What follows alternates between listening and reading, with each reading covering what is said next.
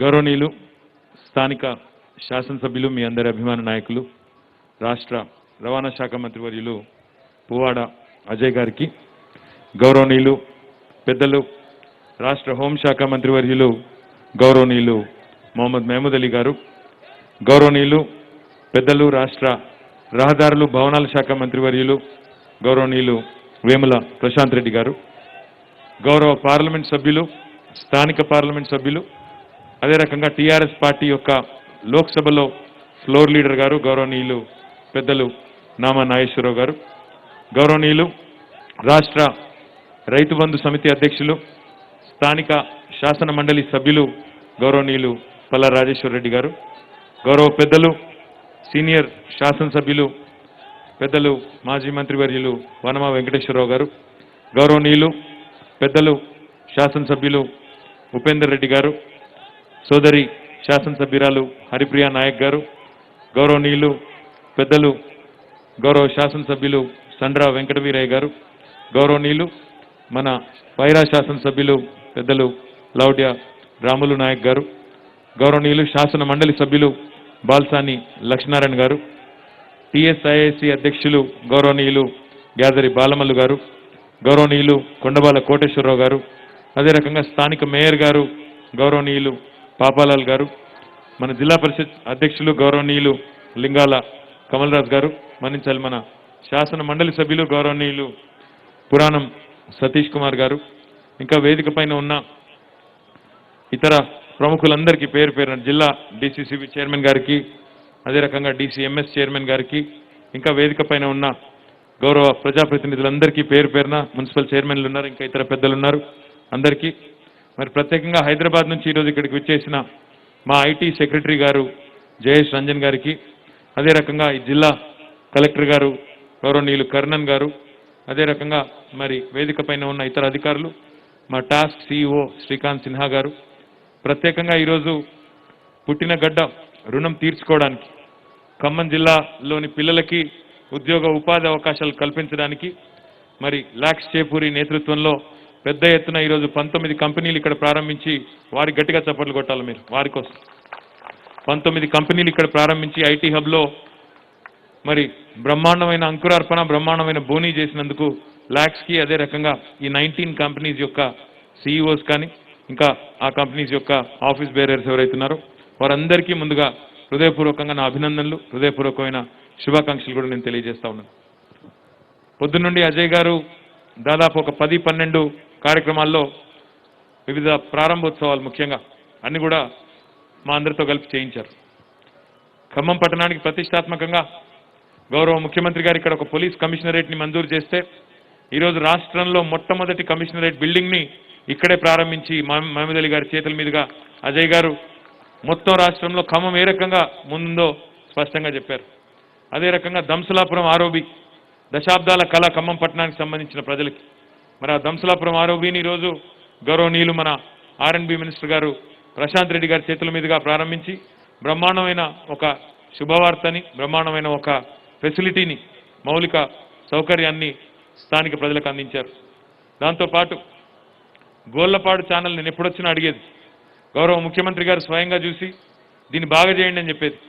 ఆ గోళ్లపాడు ఛానల్ కూడా ఈరోజు 1 కిలోమీటర్ పూర్తయింది, కానీ ఆ కిలోమీటర్ కూడా ఎంత అందంగా చేసినారంటే పక్కనే ఉన్న ఒక ఇంటి వ్యక్తి ఆ ఛానల్ పక్కనే ఉండే ఆ కాలువ పక్కనే ఉండే ఇల్లు అందులోంచి ఒక ఆయన దిగొచ్చి పరుగున పోలీసు వాళ్ళు ఉంటే ఆ పోలీసు వాళ్ళని కూడా తోసుకొని నా దగ్గరికి వచ్చి చెప్తా ఉన్నాడు, అన్న ఇగో అది నా ఇల్లు, నా జీవితంలో ఎప్పుడూ అనుకోలేదు గోళ్లపాడు ఇంత అందంగా అవుతుందని, చాలా చాలా సంతోషం అన్నాడు. All credit goes to Ajay Puvvada గారు, చాలా చాలా బాగా చేసినారు, మెనీ కాంప్లిమెంట్స్. దాంతోపాటు ఇప్పుడు నేను ప్రశాంత్ రెడ్డి గారు అనుకుంటా ఉన్నాం అజయ్ గారు చాలా తెలివైనడు, చిన్న అవకాశాన్ని కూడా వదలకుండా ఏ రకంగా అందంగా మొత్తం పట్టణాన్ని మార్చుకోవాలి అంటే నేర్చుకోవాలి. మేము కూడా ఎన్ఎస్పి కాలువ ఉంది, ఎప్పటి నుంచో ఉంది ఖమ్మంలో, 1970లో ఉందో 60లో వచ్చింది, అప్పటి నుంచి ఉంది, కానీ ఎవరు ఆలోచన చేయలేదు.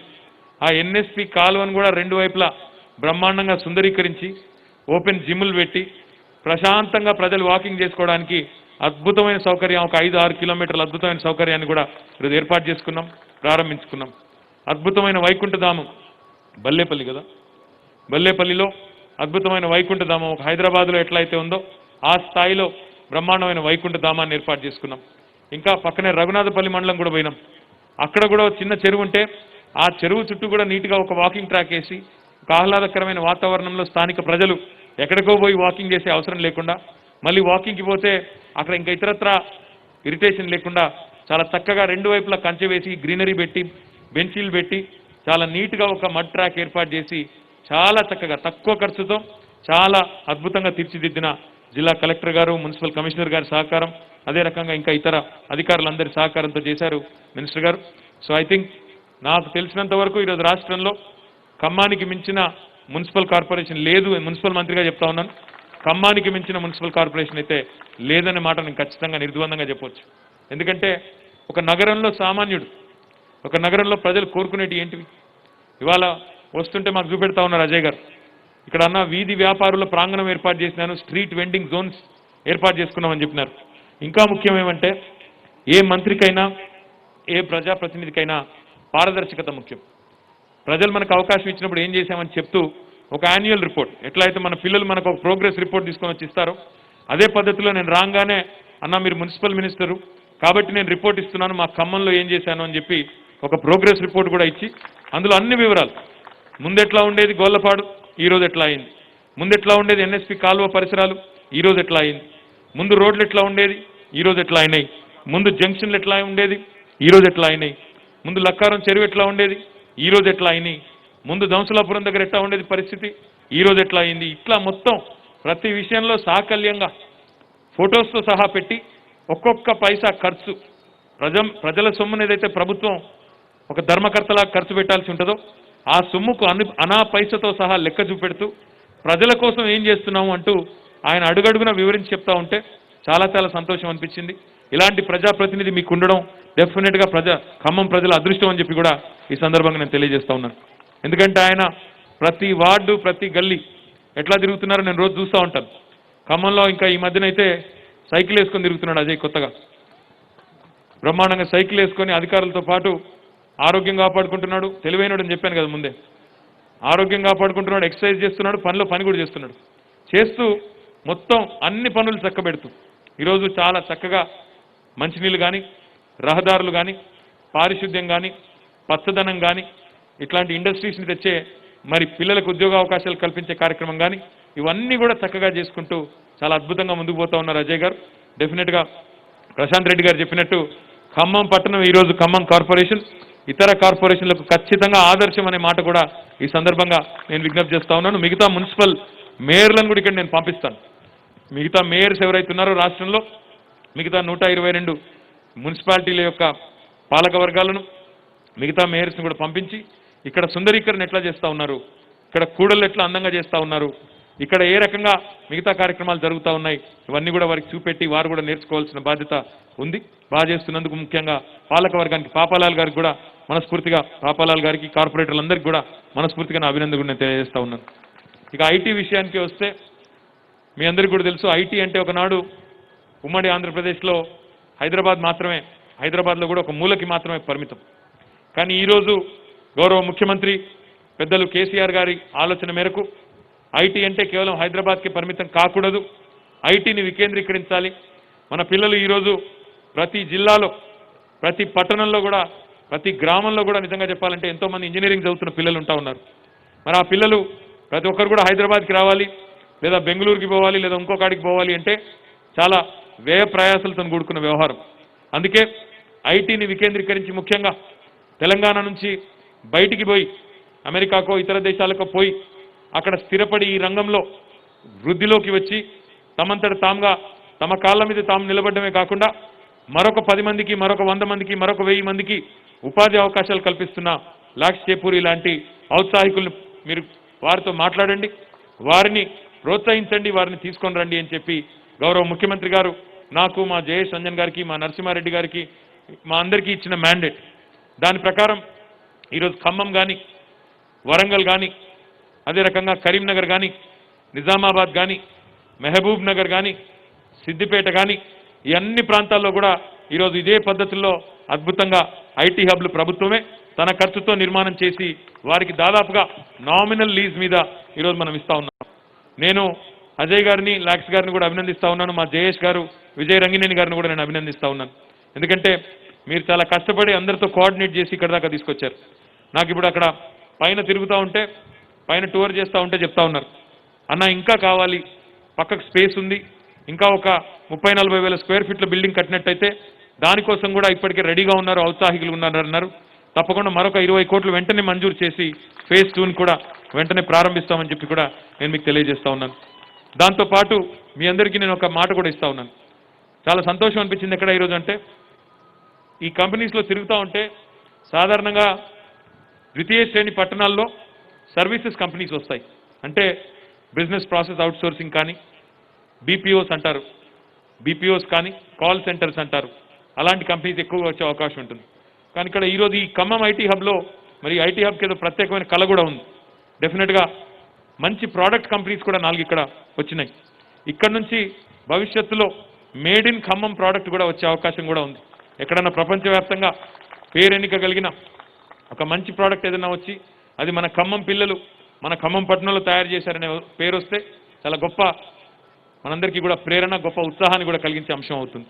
కాబట్టి నేను ఖమ్మం పట్టణంలోని యువత ఎవరైతే ఉన్నారో, ఎవరైతే ఇక్కడ చదువుకుంటున్న పిల్లలు ఉన్నారో వారందరికీ నేను ఒకటే విజ్ఞప్తి చేస్తా ఉన్నాను. పెద్దలు ఎప్పుడు చెప్తారు దూరపు కొండలు నునుపు అని. ఎక్కడో ఏదో ఉంది, హైదరాబాద్లో ఏదో ఉంది, అమెరికాలో ఇంకేదో ఉంది అన్నట్టు కాకుండా స్థానికంగా కూడా చాలా అవకాశాలు ఉన్నాయి. వాటిని ముందు అందిపుచ్చుకోండి, ఒక ప్రారంభం ఇక్కడ చేయండి. చేసిన తర్వాత మీకు ఇంకా ఏమన్నా ఎదగాలి నా కెరియర్లో, ఇక్కడ అవకాశాలు లేవు అనుకున్నప్పుడు ఇంకా ఎక్కడికైనా పోవడానికి ఒక మంచి ప్లాట్ఫామ్, మంచి బేస్ దొరుకుతుంది. ఈరోజు ఎంతోమంది ఇక్కడికి వచ్చి మీ దగ్గరికి వచ్చి మీ ఖమ్మానికి వచ్చి, మొన్న నేను చూసినాను పేపర్లో వార్త, ఇక్కడ ఉద్యోగాల కోసం మీరు ఇక్కడ జాబ్ మేళా పెడితే దాదాపు ఇక్కడ ఉండే 400-500 ఉద్యోగాల కోసం 5,000 మంది వచ్చారు జాబ్ మేళకి అని చెప్పి అజయ్ గారు చెప్పినారు. వార్త నేను కూడా పేపర్లో చూసినాను.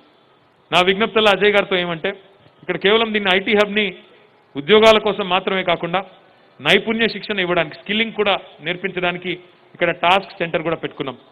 Telangana academy for skill and knowledge అంటే చాలామంది పిల్లలకి చాలా తెలివితేటలు ఉంటాయి, బుక్ నాలెడ్జ్ ఉంటుంది, విషయ పరిజ్ఞానం ఉంటుంది, కానీ చెప్పడం రాదు, కమ్యూనికేషన్ రాదు.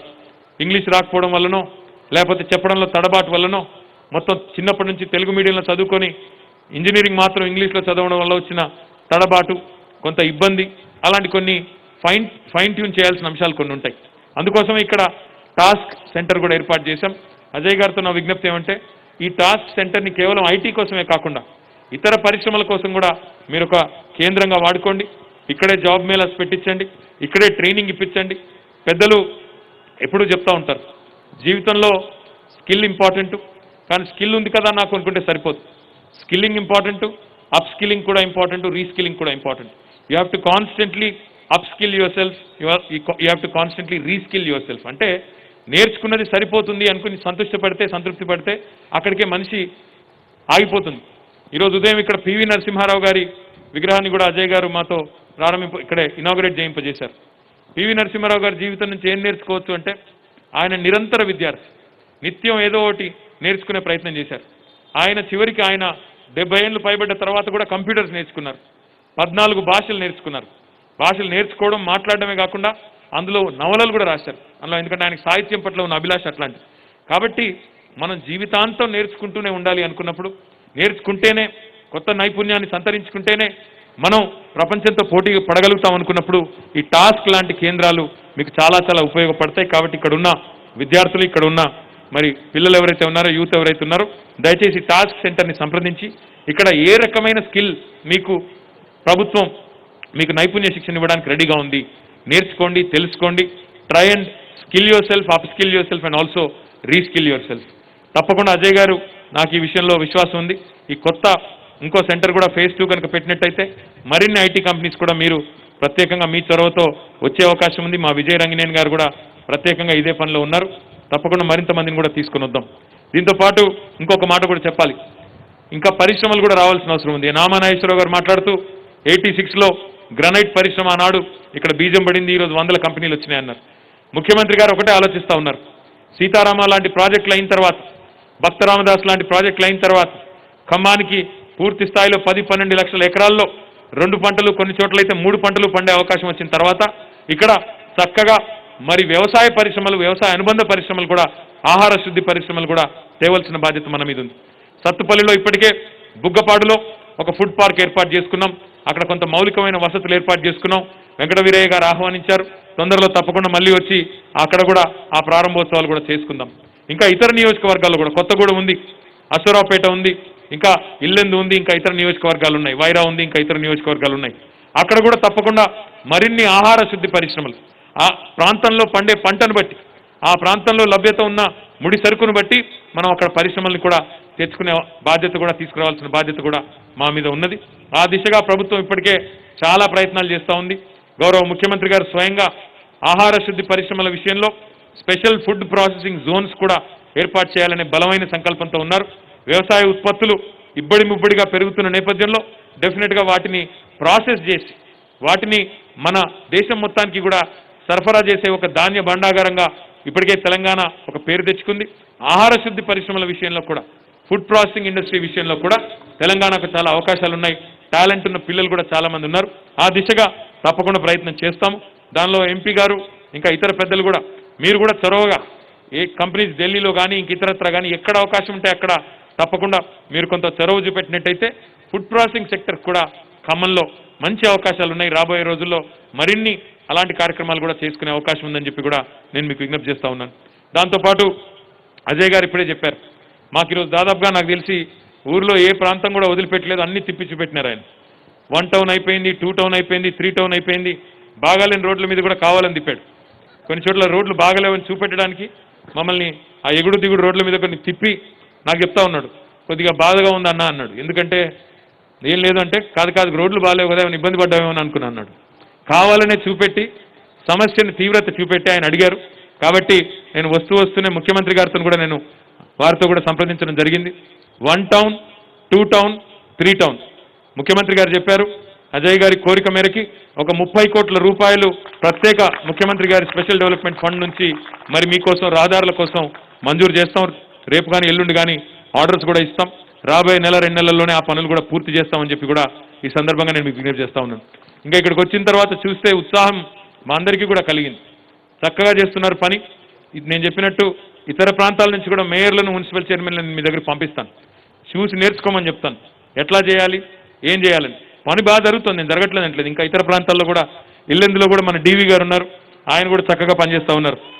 మున్సిపల్ చైర్మన్ గారు, అక్కడ ఎమ్మెల్యే గారు హరిప్రియ నాయక్ గారు చాలా చక్కగా ఇల్లెందు పట్టణాన్ని కూడా అద్భుతంగా తీర్చిదిద్దుతూ ఉన్నారు. నేను సత్తుపల్లి కూడా నిజంగా ఎమ్మెల్యే గారు వెంకట వీరయ్య గారు వారు ఎక్కడున్నారు, వీరయ్య గారు లేనట్టున్నారు. వీరయ్య గారు కూడా నేను చూస్తూ ఉంటాను.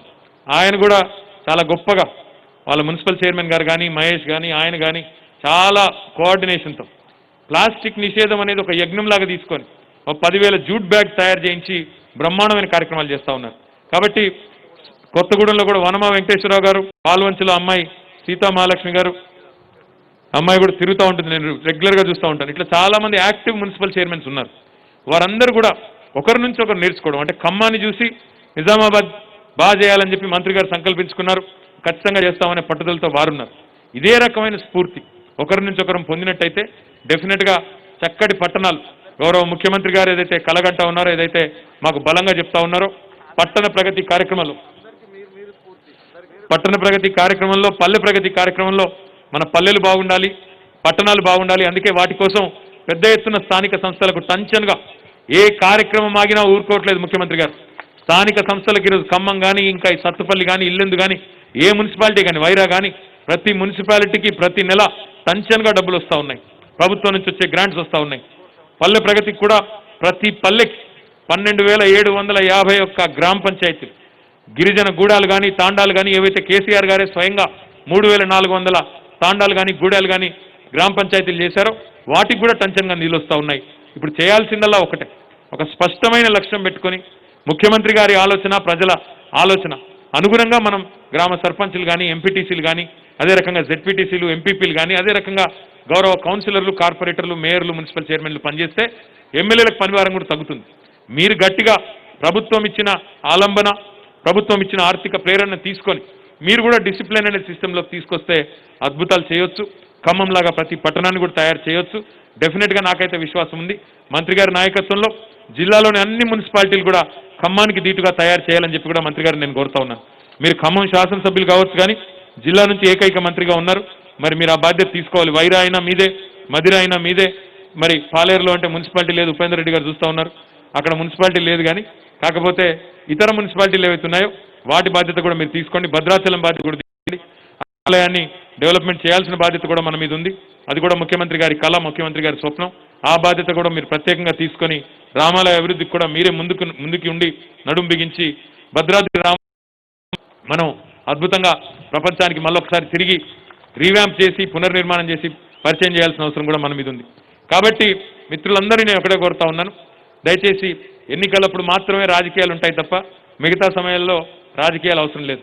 ఈరోజు కమ్యూనిస్ట్ పార్టీ మిత్రులు వచ్చారు, గోళ్లపాడు ఛానల్ ప్రారంభోత్సవానికి వస్తే వారికి మేము ఒకటే చెప్పాం, అక్కడ మీరే రండి, మీరే వచ్చి ఇక్కడ స్థానికంగా కార్పొరేటర్గా ఉన్నారు, మీరే ప్రారంభించండి అని చెప్పి వారి జిల్లా సెక్రటరీ గారి చేతుల మీదుగా ప్రారంభోత్సవం కూడా చేయించాం. ఎందుకంటే ఈ సంస్కారం ఉన్న ప్రభుత్వం, ఆవిడ పుచ్చలపల్లి సుందరయ్య గారి పేరు మీద అక్కడ పార్కును ఏర్పాటు చేసి వారిని గౌరవించి అదే రకంగా కమ్యూనిస్ట్ నాయకుల చేతుల మీదుగానే ప్రారంభోత్సవం చేయించాం. ఎందుకంటే ఎన్నికలప్పుడు రాజకీయాలు కానీ మిగతా సమయాల్లో అవసరం లేదు. అందరం పరస్పర గౌరవంతో పరస్పరం విశ్వాసంతో పనిచేయాల్సిన పరిస్థితి. మరి ఆ దిశగా ఖమ్మంలో అభివృద్ధి ముందుకు తీసుకొని పోతాం. ప్రగతి రథం ఏదైతే ముందుకు పరుగులు పెడుతోందో ఖమ్మంలో మరింత దృఢమైన సంకల్పంతో పువ్వాడ అజయ్ గారి నేతృత్వంలో ముందుకు పోతాం. వారు కోరిన కార్యక్రమాలన్నీ కూడా తప్పకుండా చేసుకుందామని చెబుతూ మళ్ళొకసారి మీ అందరికీ పేరు పేరున ఉదయం నుంచి ఇప్పటి వరకు మా అందరికీ మరి ఉత్సాహాన్ని ఇస్తూ ప్రేరణనిస్తూ తిరుగుతున్న మరి మిత్రులందరికీ హృదయపూర్వకమైన ధన్యవాదాలు తెలియజేస్తూ జై తెలంగాణ.